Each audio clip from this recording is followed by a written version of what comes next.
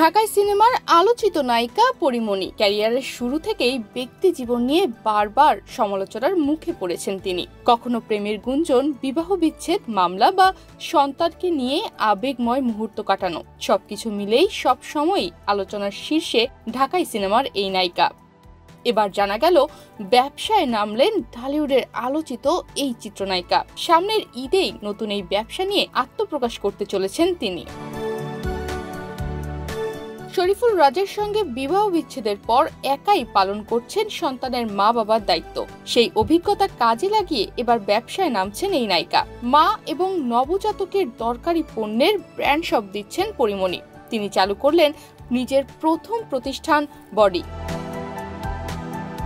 Online ভিত্তিক এই প্রতিষ্ঠানে বিক্রি হবে মা ও শিশুদের জীবনযাত্রার পূর্ণ সামগ্রী। শনিবার রাতেই প্রতিষ্ঠানটির আনুষ্ঠানিক ঘোষণা দেন পরী।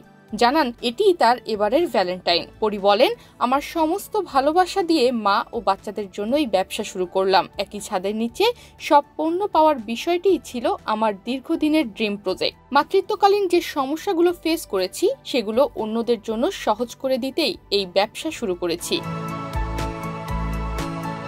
পরী আরও জানান, তিনি একাই প্রতিষ্ঠানটি চালু করেছেন। এখান থেকে উপার্জিত অর্থের ৫% ব্যয় করবেন অসচ্ছল মায়েদের জন্য। মাতৃত্বকালীন একজন নারী এবং নবজাত শিশুদের জন্য যেসব পণ্যের প্রয়োজন পড়ে সেগুলোই মিলবে পরীর প্রতিষ্ঠানে।